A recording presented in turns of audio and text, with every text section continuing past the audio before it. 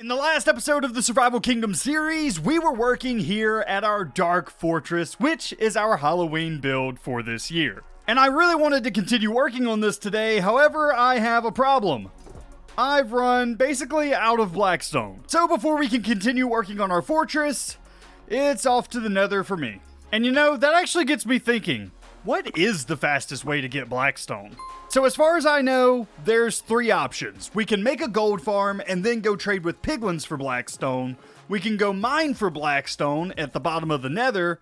Or lastly, we can tear down an entire bastion. And since I'm a YouTuber and I need a clickbaity thumbnail, guess which one we're doing. So an entire shulker box of potions of fire resist later, and I think we're ready to go. But if I'm going to destroy an entire bastion, I would rather do one that has a spawner for these little guys, the magma cubes, because eventually I would like to get frog light. So if I could get frogs moved over here for a magma cube farm in the future, that would be awesome. So yeah, that's gonna be a mission. Destroy a bastion that has these guys in it. And so with my expert flying skills, the search begins. Well, I found quite a few of these things, but still none of the one that I want. No magma cubes in this guy.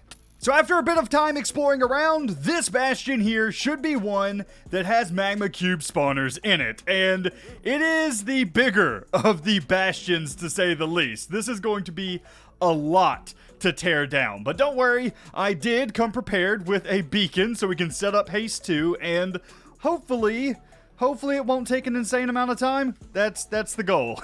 That's the goal at least. So I'm gonna set up my beacon. I think I'm gonna set it up down here at least, because we do have both towers that we have to tear down. So it's a lot.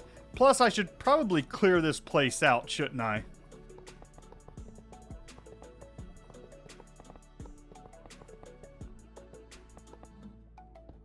And with the beacon now set up, it's fight time.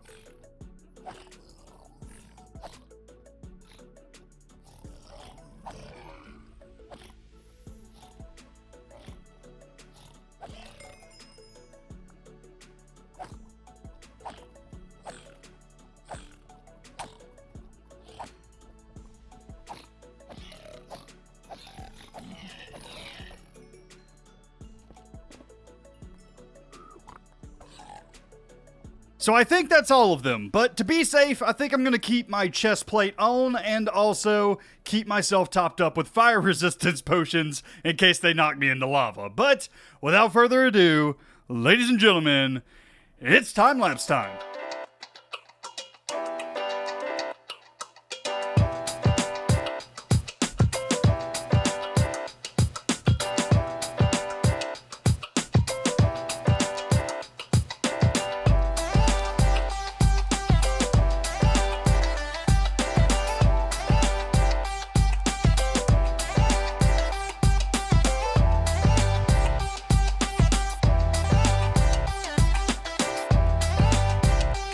Well, that was fun while it lasted, but I am completely out of pickaxe durability at this point.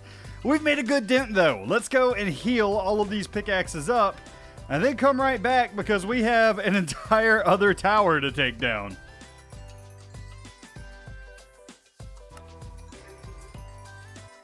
I still really need to get an XP farm. That'll have to be a job for later though, because I still have a lot of digging to do.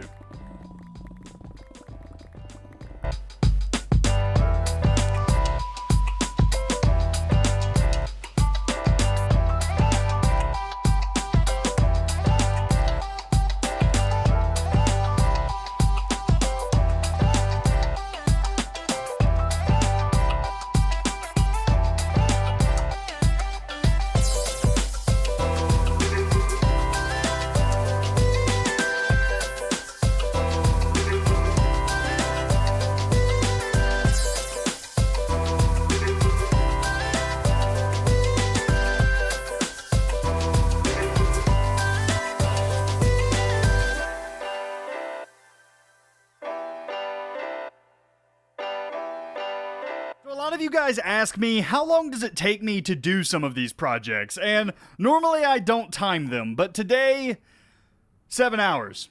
7 hours is how long it took me to take down this bastion. And I guess technically I didn't take down the entire bastion, but I took down most of it. I just left a little bit here at the bottom for when we put in our frog light farm. I don't have to do as much decorating around here because there's already this nice ruined structure, and honestly, I kind of like it. But as you can see, there are a lot of double chests behind me, and I also have some shulker boxes in my inventory, and I want to play a game. I want to play a game with you guys. Can you guess how many double chests I filled in order to take down this bastion? Just take a guess, and whoever is closest in the next episode, I'm going to name a creature after you. Probably a frog or something. Ow! So we don't have a ton of time left in today's episode, but that doesn't mean that we can't get a little bit of building done, and mostly I want to do just a little bit of texturing. Now that I have some cracked blackstone, I think that we can just add a little bit of this to the entire wall that we have going on here, kind of toward the bottom, and it should add just a nice little bit of detail to the whole thing. Also, here's something that I should tell you as a bit of a building tip, something that I quite often do whenever I'm building on a very large scale like I'm doing here is for any of my bigger buildings where I'm trying to add stress, right? I'm trying to add things that are cracked, things that are, you know, kind of under a lot of pressure. I try to add just a small amount of stress, a small amount of cracked material over things that aren't supporting a ton of weight. But then things that are supporting a lot of weight, such as this tower, it's got a lot more to it than just our wall here. I try to add much more cracked brick into those types of areas just because I think that it makes sense, right? It makes sense if this is supporting more weight, you would have more cracked areas toward the bottom, and maybe the cracked area would even go farther up because it's more pressure being dispersed across the entire, you know, bottom section of the build. So it is something that I try and think about just as far as realism goes. It's not a major deal if you don't do it, but I do think that it just helps. It's a nice little detail that you can add to your builds, and I feel like it looks pretty good when you do it. Another small tip, specifically with things like blackstone, is if you have a cracked variant that is very, very close to the brick variant, and you can't really tell that there's a huge difference from far away, another thing that you can do in order to add a bit of texture is actually take the raw block. Just take regular blackstone and throw that in every now and then as if it's some type of repair, as if, you know, maybe a brick fell out at one point and they just kind of patched it with some type of, you know, blackstone like putty, some type of fill-in or something like that, and it can really, really add just a texture break, basically. And the reason that you want to do this very, very sparingly is if you do it too much, it'll start to look a little bit weird. But just here and there, as just a little bit something different to look at for you as the player, it makes a big difference. It does. It makes a big, big difference. And unlike the crackstone bricks where I try to keep those toward the bottom, this effect I can kind of do anywhere. If I want to do it along ledges, as if, you know, maybe somebody stepped too close to the ledge one day and a brick fell out and they